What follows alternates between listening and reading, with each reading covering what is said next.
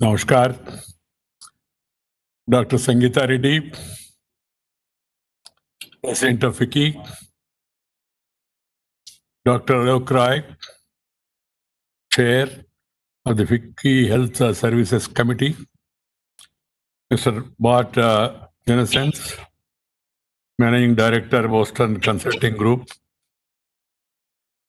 Dr. Narottam Puri, Dr. Harsh Mahajan, Co-Chair FICCI Health Services, and Chief Radiologist Mahajan Imaging, Sri Dilip Chanayak, Secretary General FICCI, other office bearers of the FICCI, doctors and health workers who are witnessing this program, students and faculty from medical colleges who are all watching this program. My dear sisters and brothers, at the outset, let me compliment the FICCI, Dr. Sangeeta Reddy and her team for holding this timely event on the theme Post-COVID Healthcare New Beginning. Today, the world is in the grip of an unprecedented pandemic with healthcare infrastructure stretched to its limits in most of the countries. At this juncture, the immediate concern of all governments and health authorities is to contain the spread of the contagious virus, save lives, and support efforts for vaccine development. Let us hope that there will be good news on the vaccine front in the near future. The pandemic has caused a massive adverse impact on the healthcare systems and the economies of the nations. With the disease being highly contagious and no cure till now, social distancing, wearing masks, frequent washing of hands, and lockdowns have become inevitable to prevent its spread. Undoubtedly, all sections of the society had to face some amount of hardship in view of the disruption to their normal routine. But we all need to collectively move ahead with renewed determination to defeat this virus. Not only do we need to find ways to eliminate the virus, but we also have to be prepared to meet the post-COVID challenges and be well equipped to face any future pandemics. That is the topic for today. My dear sisters and brothers, it is highly critical for the people to act responsibly. I say to act responsibly in their own interest and the interest of the country and the humanity. Support the multifarious efforts of the government at the center, the state, and also health professionals to break this transition of the dreaded virus. So all the stakeholders must together act. The Prime Minister was time and again insisting on Team India spirit. Everyone must perform his or her responsibility. They must adapt to the culture of new normal and take all the prescribed precautions seriously. From the initial lockdown to gradual using of various restrictions, thanks to the foresight and vision of the Prime Minister Sri Narendra Bhai Modi, the initial lockdown was really helpful. Otherwise, we are all seeing the effects. The government took several measures to prevent the spread of infection and mitigate the hardship caused to the people. The gradual and phased reopening is helping the individuals. You can't be in lockdown forever. Because, as rightly said by the Prime Minister, life is important, but livelihood also is important. You can't live in isolation and have the consolation. It will not give you the insulation. You have to be careful. At the same time, move on. You must help to revive the economy. However, we must all continue to be vigilant till the normalcy returns. We simply cannot allow complacency to set in and lower our guard. Steps were taken by the government to create additional health infrastructure, enhance human resource and indigenous production of critical medical consumables and devices such as PPEs, N95 masks, and ventilators. I'm glad that the DRDO and some of the private industries rose to the occasion, meeting the requirement. For appropriate management of COVID-19 cases, Government of India has advised the state governments to set up three-tier arrangement of health facilities exclusively for COVID. Dear sisters and brothers, we have to bear in mind that COVID-19 unfortunately has also caused universal psychological impact and led to depression and psychiatric conditions among some people. The psychological aspect of older people, their caregivers, psychiatric patients, and marginalized communities need special attention. There have been deplorable instances of stigma and discrimination against frontline warriors and COVID-19 patients. Such behavior is totally unacceptable. It is against our cultural ethos, our traditions. Share and care is the core of our philosophy. And such behavior is totally unacceptable and must be nipped in the bud. It is important that we do not discriminate against anyone who is COVID positive or anyone who has come in contact with COVID patient. We have to promote empathetic attitude and positive messaging around COVID-19. I would like to specially compliment healthcare workers across the continuum from practitioners, doctors under training, nurses to senior health experts, the technicians, support staff for their selfless, exemplary service and devotion in combating the spread of the virus and saving their lives. I'm happy to know that FICCI members have not only been sharing best practices and solutions to combat the pandemic, but have been supporting the government in a number of ways, including augmenting healthcare facilities. I would also like to acknowledge the role of many private hospitals for offering their facilities, manpower, and equipment, knowledge in the treatment of COVID and non-COVID patients at this crucial hour. Dear sisters and brothers, the current pandemic, while creating new challenges, has also created opportunities to transform our healthcare delivery system. These include newer care delivery models with greater focus on preventive and primary care, use of advanced technologies, rise of point of care and home-based care, structural changes in health facilities for preparedness of infectious diseases, boost to indigenous manufacturing, as well as research and development products and treatment for better healthcare outcomes. We have to make good quality health care available and affordable, accessible, and affordable. This is very important. We must capitalize on the core competence of each stakeholder in our country. We must draw on the best from world to strengthen our healthcare delivery system. I would like the private sector to come forward and expand its footprint through public-private partnership and set up modern healthcare facilities in the rural areas, because India is still 60% rural. Particularly in the remote and inaccessible places. Private players have added to the capacity and capability of our healthcare sector in the country, no doubt about it. I'm sure they would continue to play a vital role in augmenting the infrastructure and skills.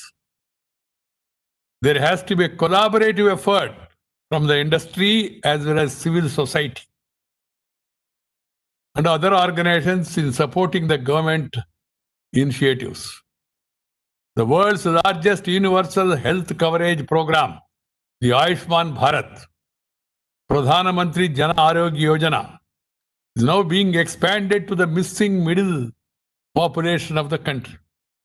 This would ensure that much larger sections of the uncovered population, comprising informal sector workers, self-employed professionals, employees in MSMEs, and also the others, are provided health coverage. We must focus our attention on this challenge and continue with our mission. Healthcare, medical profession is called as a mission. We should not treat it as a commission or give any remission or do any omission to our duties in this hour of crisis. This is very important. Doctors are treated as next to gods.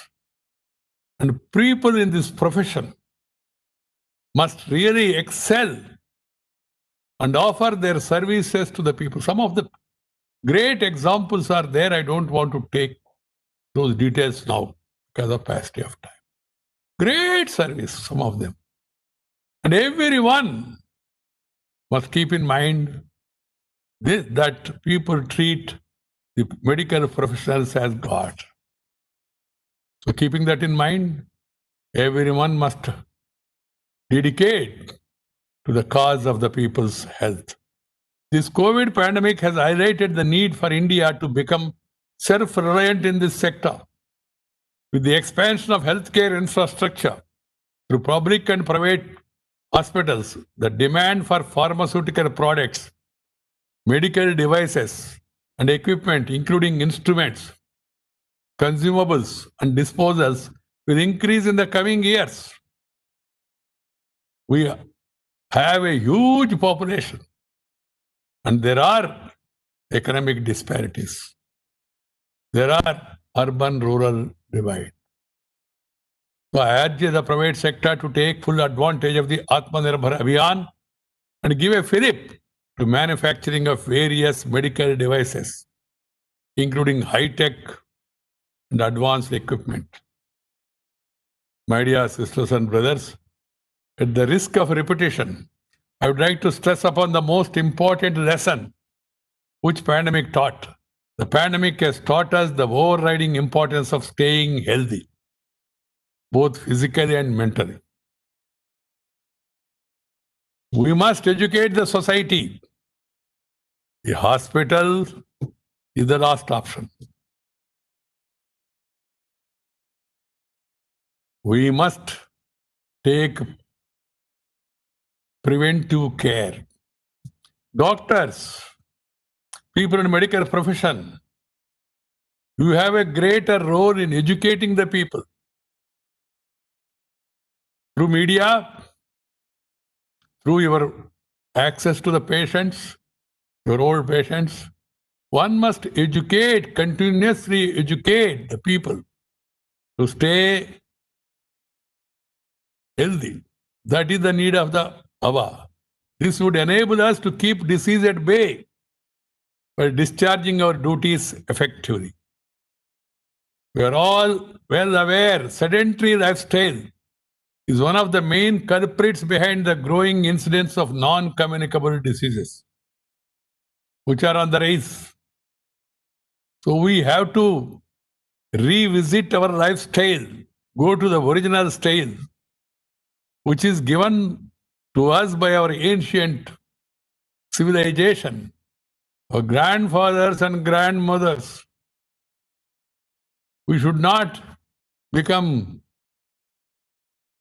lazy and crazy. We must be active irrespective of the age. And any form of a physical activity like sport jogging, running, brisk walking, aerobics, and stretching can become part of our daily routine to remain fit. In fact, I suggest yoga and meditation should become part of daily timetable, along with sports in schools and colleges once normalcy returns. This is a must. Apart from having fitness routine, it is essential to have a healthy and balanced diet. Rapid urbanization and modern lifestyles have drastically offered a lot of opportunities and altered the eating habits of the people. We must go back. I am not prescribing any particular diet.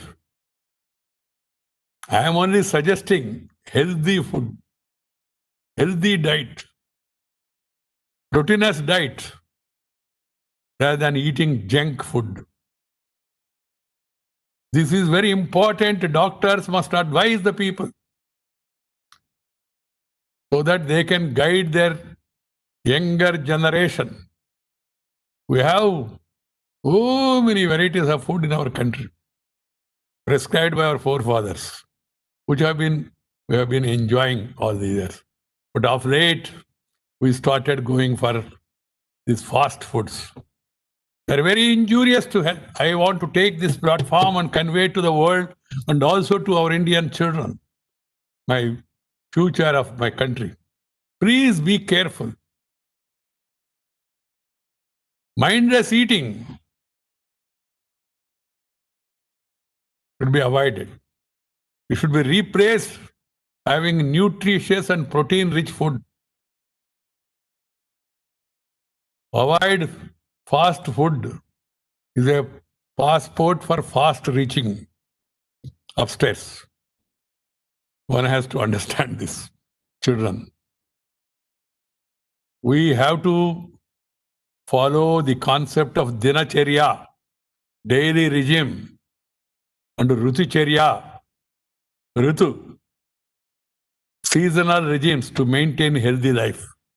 Dinacharya and ritucharya are very important. Every season, a particular type of food has been prescribed by our forefathers. World over, that's a habit. And also daily routine, because we are all aware that health is wealth. If you have health, you can acquire wealth. It's not vice versa. Investing time and energy on daily basis for fitness. Fitness will surely enable us to reap its benefit. FICCI, in fact, Sangeeta ji and your team should have a special session at a later stage, focus on fitness. That is the need of the hour. This sort of exercises will help us to enjoy and savor finer aspects of life for a long, long time. So, keeping that in mind, we must focus more on fitness. The Prime Minister also has given a call, half an hour. This is for your sake, for the sake of the country. My dear sisters and brothers, some time back, I wrote an article that the people in future are going to refer before Corona, during Corona, and after Corona. That is going to be the new jargon, I can tell you. People will be referring before Corona, after Corona, during Corona. I remember my grandmother and grandfather used to tell me, before the bigger cyclone, the small cyclone, those days cyclone was a big this thing. and then share their experiences. Same is going to happen. How was life before Corona? How is life during Corona? How is going to be life after Corona? So please focus on preparing our younger generation. Create conscious mind to guide our thoughts and actions. This is very much necessary. The life AC, that is after Corona, that has to be planned. Not as a temporary measure, as a permanent measure. That's why I tell younger generation, I am 70 plus now. I play badminton 1 hour. I'm not playing badminton for any tournament or for any prize or award. Playing badminton for my own health. And walk half an hour in the morning and half an hour in the evening. Now, during Corona, along with my wife, together, recalling the good old memories and all. This, everyone must go for morning exercise, some game of their choice, and also develop some amount of spiritual. Whatever God, whatever religion you may believe, there are so many ways and guidelines are available for you. But that is also is very important for the equilibrium. And it will give you solace, satisfaction, and strength. You may be surprised that coming to a health conference, the vice president is talking about yoga, the vice president is talking about food habits and lifestyles. They are very, very vital. They are very vital. First, you must practice this. Then it becomes inevitable. Then go to your hospital, go to your doctor, and then take recourse to all other things. Because as we are discussing after Corona, the post-COVID healthcare, the new beginning must be also going back to the old habits of both physical as well as spiritual activities, and also focusing enough attention on our food habits. I once again compliment Vicky for taking this initiative 3-day conference, because there are various aspects, various experiences, good practices that one must share with other. That is the purpose of this conference. I'm very happy you are doing it, and I wish you all the best. Thank you very much. Namaskar. Jai Hind.